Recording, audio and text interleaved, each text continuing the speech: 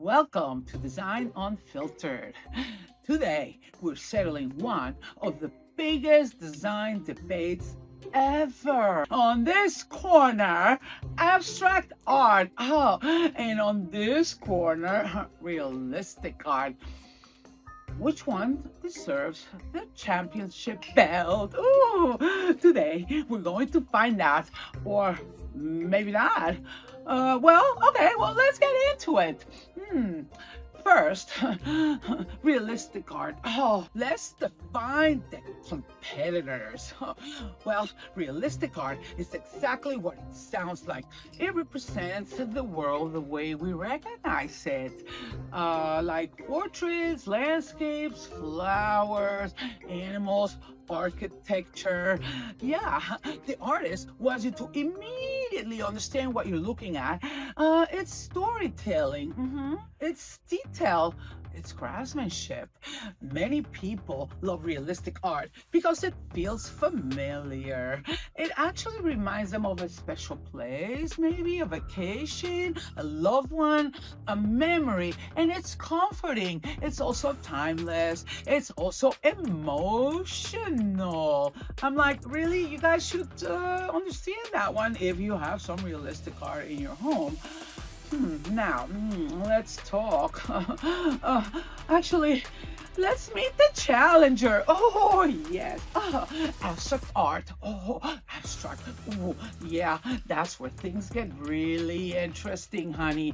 Because abstract art isn't really trying to copy reality. No. Instead, it plays with color, movement, texture, energy, emotion as well. Sometimes you look at it and think, what is that? Right, that's my point. And someone else standing next to you says, oh, it's genius. Oh, yeah, I've seen them both. And who's right? Really, guys, who's right? I'm sure you guys are going to say, oh, yeah, I love abstract. And then I'm sure you guys are going to say, oh, what is that? No, I need something to really look at that, and I know what it is. Well, I got to say who's right. I'm going to tell you right now. Well, probably both. Oh, yeah, because abstract art isn't asking you to recognize something. No, it's asking you to feel something. And that's a completely different experience. So, let's talk about why people choose one over the other. People who love realistic art often appreciate precision. They enjoy seeing incredible technical skill. I can understand that because I truly do love the masters. My favorite, Leonardo da Vinci, how he knew perspective at his time. He knew how to create that. I've seen some portraits and scenes of castles they look like real, like you're there. And I'm loving that. I love those details. Okay? Just saying, they actually tell stories. So they also enjoy the artwork that they can immediately connect with. And I would be one of those. But then on the other hand, it's a tough one. On the other hand, the people who love art that's abstract usually enjoy imagination. So I can relate to that too, because I always imagine all kinds of stuff when I see some fabulous abstracts. Those people love interpreting the piece for themselves. No rules, guys. No right answer. Every person may see something different every time. So that's actually the beauty of abstract art. And here's something fascinating. Oh, yes. Did you know that your brain processes realistic and abstract art differently? Yeah. When you look at realistic art, your brain immediately begins identifying recognizable objects. It starts labeling everything. Oh, yeah, that's a tree. Yeah, that's a face. Whose face is that, I wonder? That's a horse. Oh, that's Venice. But when you look at abstract art, Your brain works much harder. Oh my God, it works overtime sometimes. It searches for patterns, it searches for relationships, it searches movement, emotions. Sometimes two people can stand in front of the exact same piece, yeah, the same painting, and have completely different emotional experiences. And guess what? Neither one is wrong. Nope, nope, nope. Just say, So it's kind of like a tie so far, no? But okay, let's now talk about one of my favorite subjects. What is that? Can you guess? Yeah, I'll say it over and over. Interior design. Because this is where I think people make the biggest mistake. Just saying. They spend hours worrying. Should I buy abstract?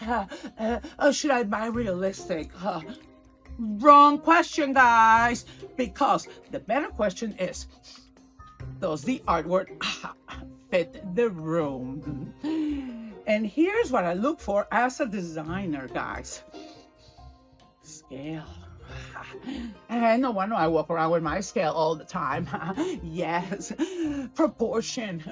Balance. Oh, that's what creates luxury. Because a tiny painting, like a teeny little tiny painting floating on a huge wall, it usually 100% will feel lost. One oversized piece can also completely transform a room. Just saying. Remember that one. Because sometimes one dramatic painting, is much stronger than 10 little ones. 100%. The artwork becomes architecture. It anchors the space. It creates a focal point. That's what we are actually after at the end of the day. And here's another myth I want to actually bust. Yeah, often people ask me, "Hey, Perla, oh yeah, you guys have mentioned this 1, 2, 3, maybe 10 times. I'll say it again. Here goes. Choose my artwork. Match my furniture. Oh, guys, no. I'll just repeat it. No, absolutely not. Your artwork does not need to match your sofa. No. It doesn't need to match your pillows. It doesn't need to match your rug. No, what it should do is to belong. It should feel intentional. And it's maybe introducing a new accent color. I mean, why not? Yeah, maybe it's adding movement to the room. Maybe it's adding texture to your room. So maybe, yeah. And maybe it's creating excitement. Oh yeah, because art doesn't have to coordinate. It just has to communicate. And guys, here's another interesting fact. Oh yeah, some collectors buy art because they simply love it. Others, yeah, buy it as an investment. I've seen those too.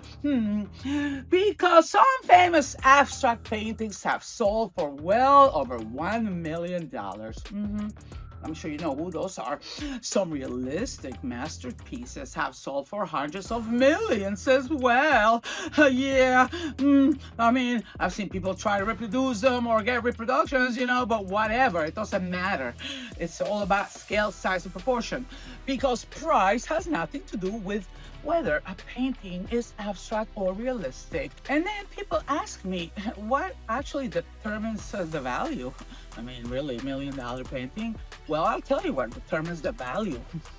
Not whether it's abstract or classic or realistic or trying to look abstract or trying to look realistic. No, it's the artist, the rarity, the provenance. Oh yeah, also the condition, guys. Its place in art history as well. Not whether, not whether, oh my God, I was having like a turkey nap, but okay, no problem. I'm doing this live, aren't I? Yeah, I'm doing this live. They're watching me here. No, not whether it looks like a horse or a splash of paint on the wall. No, that's not the point. So, which one wins? Abstract or realistic? Well, honestly, neither. No, no, no, no, neither. Because art is one of the most personal decisions you'll ever make in your home. Your artwork should make you stop, look, smile, think, remember, dream, feel something. Because if it does that, you've chosen the right piece, whether it's abstract or realistic. Because as designers, we're not here to tell you what to love. Not me. No, no, not me. We're here to help you display what you love beautifully. So give it the proper scale. Yes. The proper proportion. Proper lighting. Oh, yeah, light it up. Proper lighting is important. And for sure, the proper placement. Because when those elements come together, yeah, even a simple piece can become extraordinary. Yes. So today I'm calling it a draw. That's it. No one wins. No winner, no loser. Because the real winner is the art that speaks to you. No matter where you hang it, as long as you follow the scale, proportion, blah, blah, blah. So, remember guys, who am I? You already know me by now. I'm Perla Lichi, and this is Design Unfiltered. Oh my God, was I unfiltered enough? I mean, I was kind of neutral about it. Well, not really, not that neutral. Just telling the way it is, telling you the truth, guys. I will always tell it like it is here, and I'll see you next time. And remember, design isn't about following someone else's taste. No, no, no, no, no. It's about discovering your own.